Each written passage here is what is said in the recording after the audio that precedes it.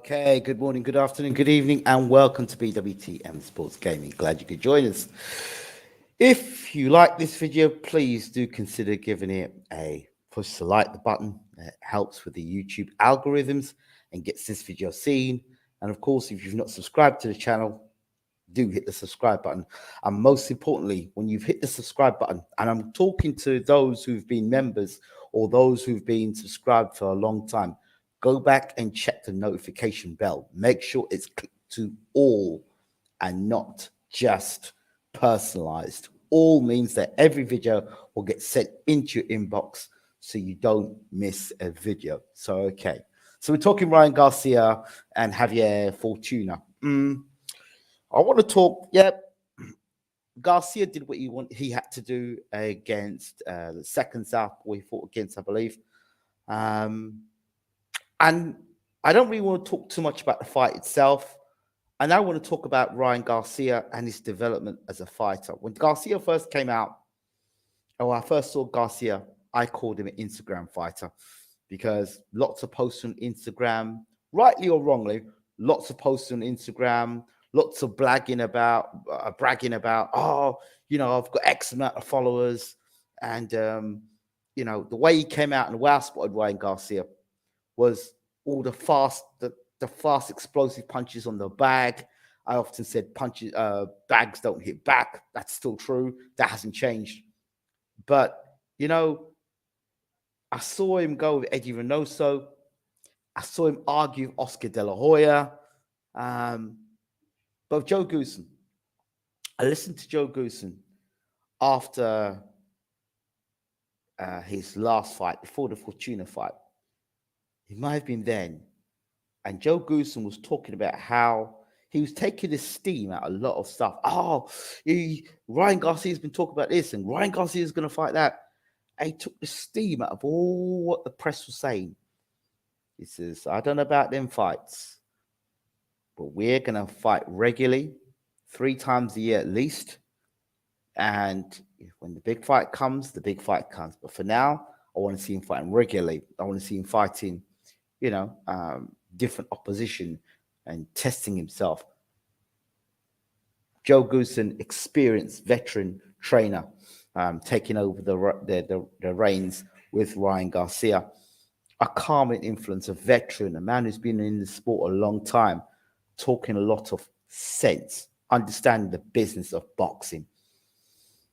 And for a young upstart like Ryan Garcia, whatever was going on in the background, to me, it shows now in the way he went about the Javier Fortuna fight. Less of the chin in the air, a more controlled, more mature performance against a guy who was an experienced fighter, had a lot of knockouts on his record, a veteran. I mean, Ryan Garcia looked physically bigger and stronger, taller, and that showed in the fight. It's very clear to me that, you fight 2 southpaws in a row. Development-wise, all roads lead to Gervonta Davis. Well, that's what it looks like to me. They're preparing Ryan Garcia for Gervonta Davis because he's a southpaw. There's a southpaw that can punch. But I like the way Garcia's using his distance and timing. That, and he's picking his shots, throwing nice short left hooks on the inside, or right hands on the inside left hooks. I like that. That's good. I like that stuff. That stuff I like. What I don't like and what I'm still concerned about is Ryan Garcia under pressure. When you attack Ryan Garcia, whether he's disorganized. Some guys that look good on the front foot, throwing punches, they look great, dazzling combinations, put nice punches together, spinning and all that sort of stuff. They look great, nice off the jab. They look nice, slick. They look like the real deal until you put pressure on them. And when you put pressure on them, their whole technique falls apart. And it reminds me of a sparring session that Ryan Garcia had years ago in the amateurs. Well, it may have been the pros, but he had a sparring session and the guy was beating him all around the ring and he looked completely disorganized. And one of the guys from America who was with Carson Jones's team, please do check out the Carson Jones documentary when he went to fight Ted Cheeseman. That's on BWTN Sports. He was telling me about. I was working with him on the pads, and we were talking about um, Ryan Garcia and how he would get regularly beat up in the gym. So they're all part of the same camp. In fact, the guy that I was talking to was the guy that jumped in the ring when what's that guy's name? That weirdo on YouTube, Charlie Zelenoff. I think it's Charlie Zelenoff. Was with Floyd Mayweather Senior, and he threw a cheap blow, low blow at Floyd Mayweather Senior. Or was it either low blow or cheap blow, and like a sucker punch. And then he jumped into the ring and he jumped on Zelenoff and started punching Zelenoff. It's that guy that was in England I was talking to, and he's telling me to give me intel on Adrian Grobrona, and he's giving me intel on Ryan Garcia. So Ryan Garcia, who's regularly getting beaten up in the gym, I think Ryan Garcia is a young man that needed that mentorship. He needed that older figure, and I didn't think Eddie Reynoso, yeah, he's Mexican and he's with Canelo. Some people that works that well with. Canelo's had a lot of fights. But I think Ryan Garcia needed to be, he's always pushing himself with that Instagram thing. Look at me, I'm on Instagram. And that's fine. I think a lot of people kind of mistook that Instagram thing. And maybe Ryan Garcia himself wasn't a serious fighter as he is now. He now looks a genuine boxer. He now is genuine boxer. He looks serious. Less of the Instagram stuff.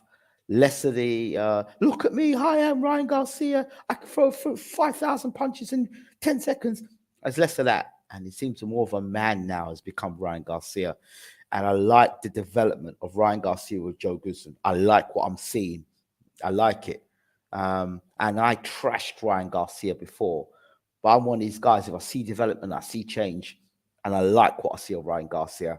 And Ryan Garcia and Joe Goosen. Joe Goosen reminds me of the old school handlers. Now, I'll explain to you what old school handler was. Like from when I was boxing, but particularly when I was about to turn pro, my trainer, Ronnie Rush, who was also the trainer for Barry Jones and Steve Robinson, both guys went on to become WBO world champions. Barry Jones, 2-time, and Steve Robinson, who famously got beat by Prince Nassim Hamed, but he was the Cinderella man almost of boxing at that time. But anyway, Ronnie Rush, my trainer, there was nowhere I could go without my trainer knowing. Like, I was literally living in my trainer's house. So my trainer did, whatever I ate, my trainer was watching it. When I went to the toilet, my trainer was outside the door.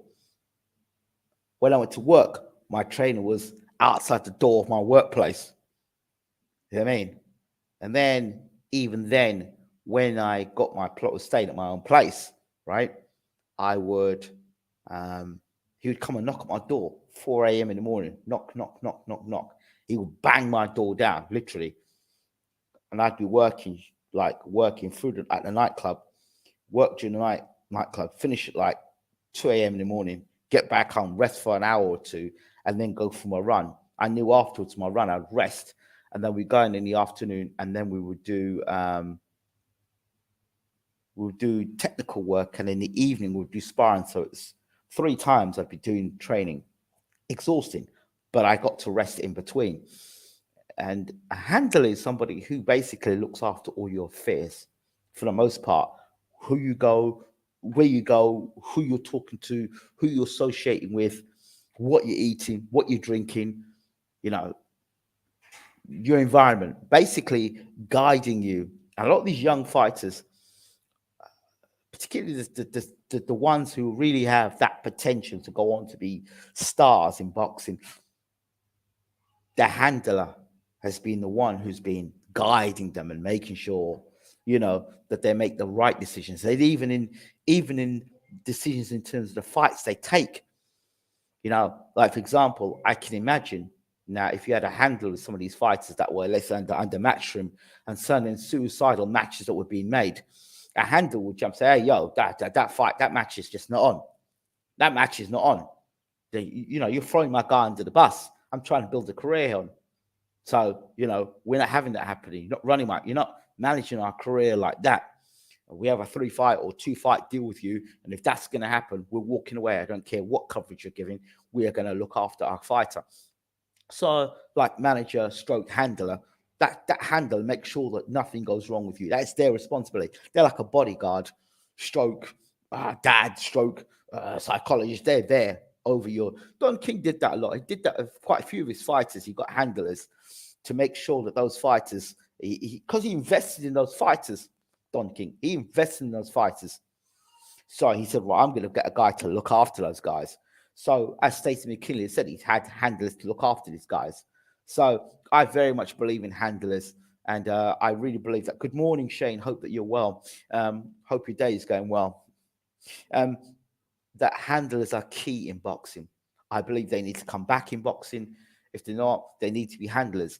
Like, for example, you can tell Anthony Joshua, for me, doesn't have a handler. Because some of the stuff he comes out and some of the things he does, some of the things he says, you think, well, this guy hasn't really got any handle around. He's launched himself, the sort of things he says, the sort of things that comes out. Or if the people who are managing him, they're not very good at what they're doing. You know, videos of him training and stuff that he's doing that has leaked, not even leaked, it's going out there in the media. I think, well, let's bring this back a bit. Let's pull this shit back in because it's not making our guy look good. You know, even when he's doing certain interviews, he's like digging himself bigger holes. And your handle will say, hey, what the hell are you doing taking a photograph of Alexander Usyk? You know, that's the sort of things a handle will do. They kind of really look after you, right?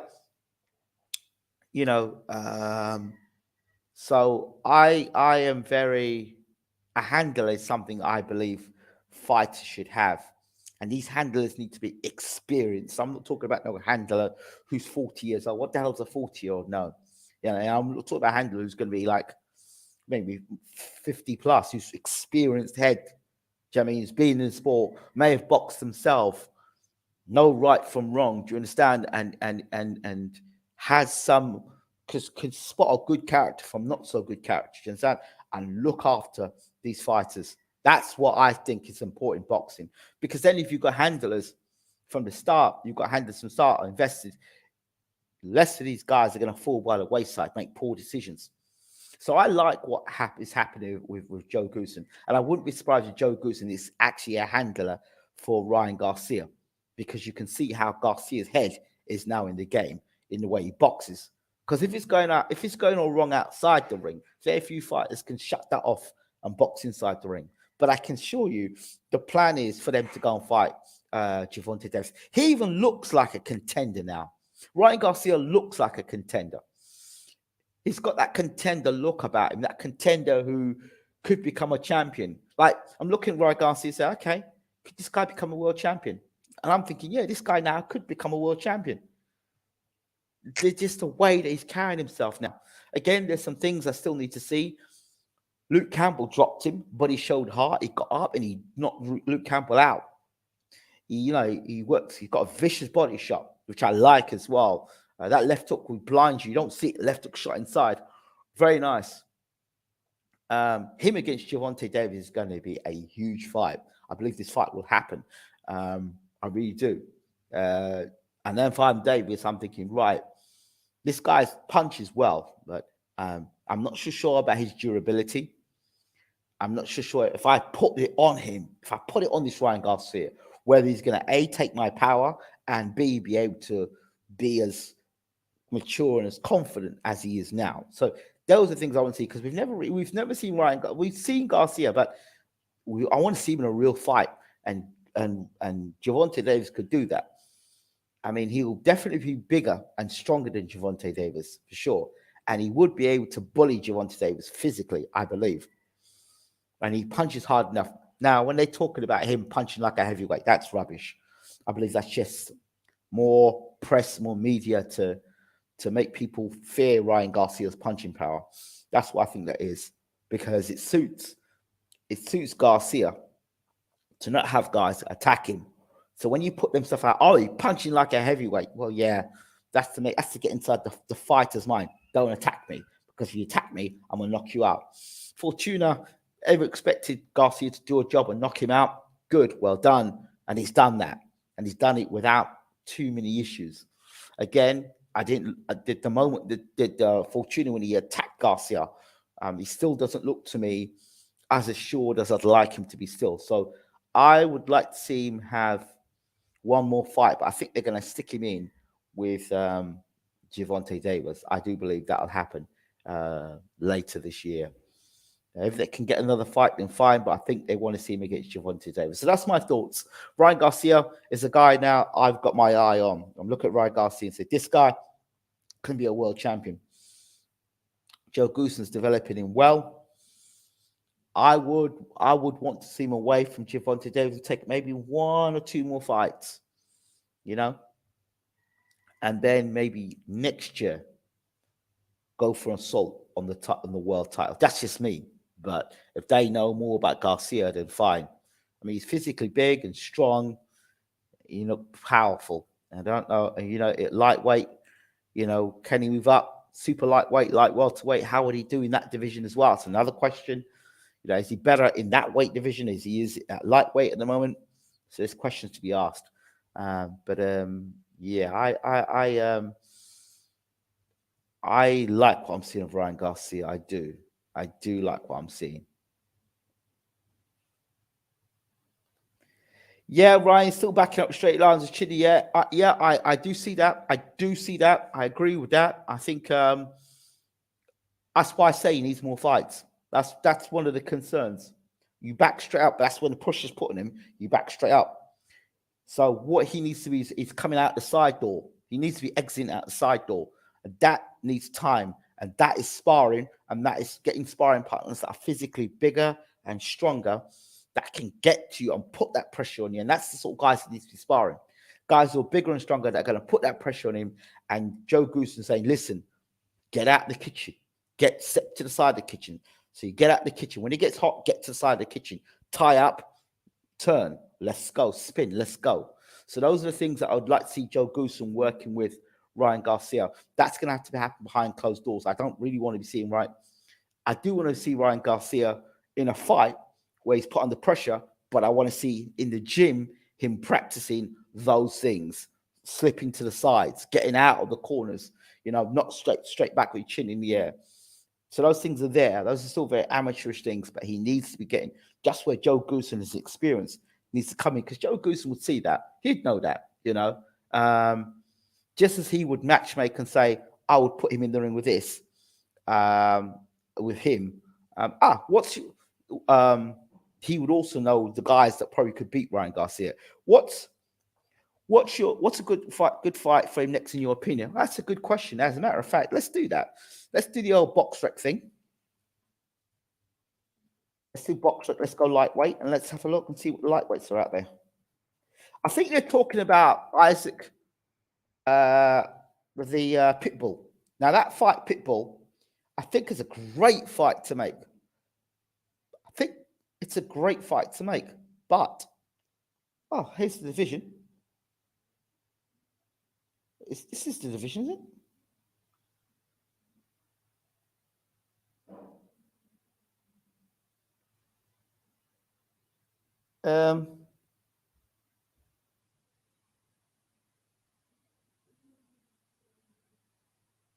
There's a couple of guys in the division I would look at.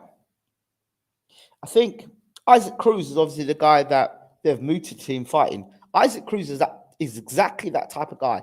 Isaac Cruz is exactly that type of guy that's going to come at Ryan Garcia and put him under that sort of pressure, so he can't back straight up against the ropes. That can use the jab, the left hook, the right hand combination, step to the side. That's the perfect fight for him to show. Don't back straight up because Cruz will take it to you. Jojo Diaz, yeah, he's good. He's good. He's a good fight. I tell you fights I would make. I'd love to see him fight Richard Comey. I know Comey's got a fight coming up. I'd like to see him fight Richard Comey. Actually, you know what else I'd like to see him fight? The European champion. Maxi Hughes, the European champion. I'd like to see him fight him. Again, exposure.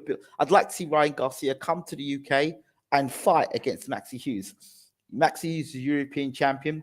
It gives him that It gives him that that kind of gets to fight in the UK in front of the UK crowd. You know how big the UK crowds are.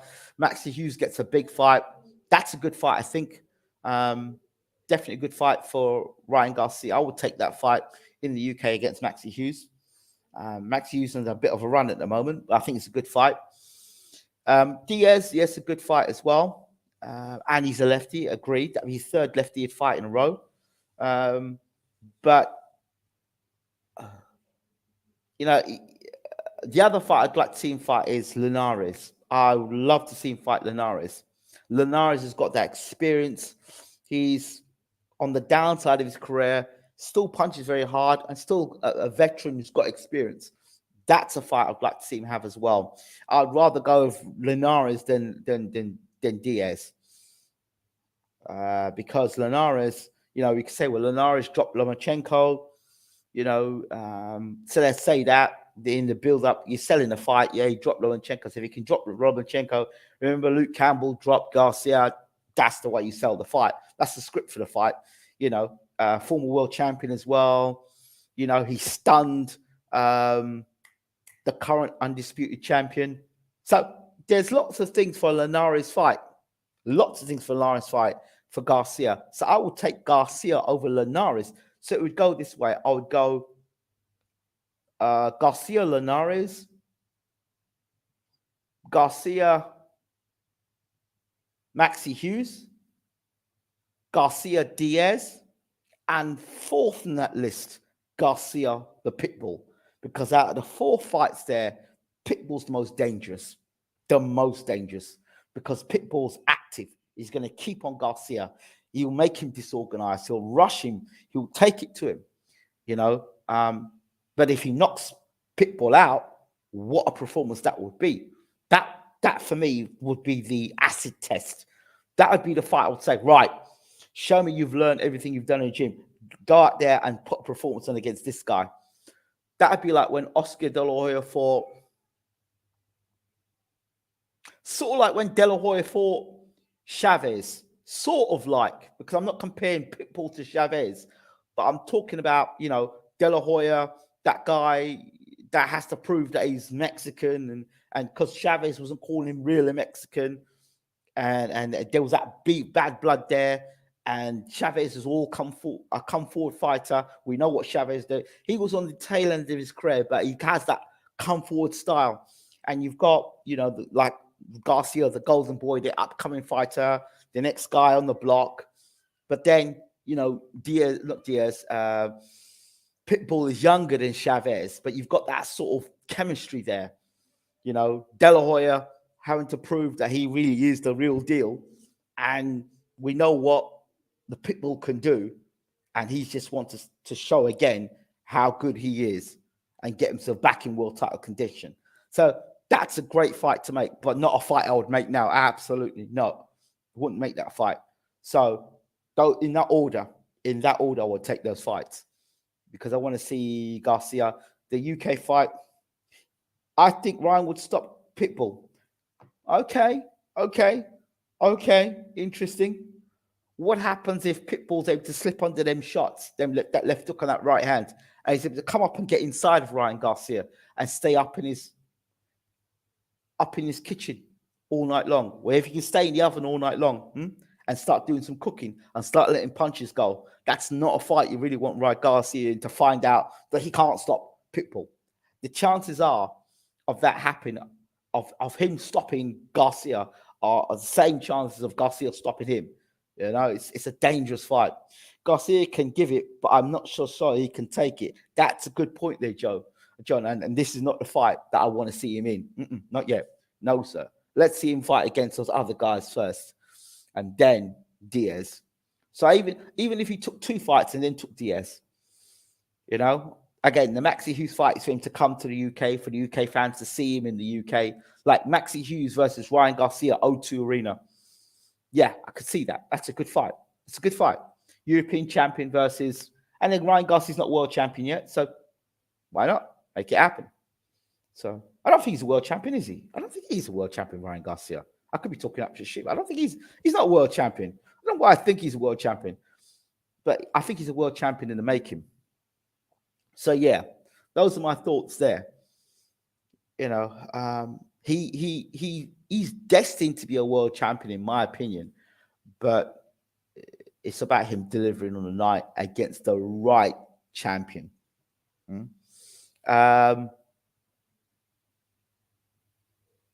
Him against Haney is an interesting fight. Him against Haney is a very interesting fight. Very interesting because I'm not all that convinced on Haney's chin. I'm not all that convinced in Haney's defense. I don't know what the hell Kambosa was doing. Yeah. So that was my thoughts there. Let me know your thoughts in the comment section, of course. Thanks for watching. I've got to get out. I've got to do another video. But thanks again. Don't forget to rate, subscribe, leave your comments. Take care. I'm out.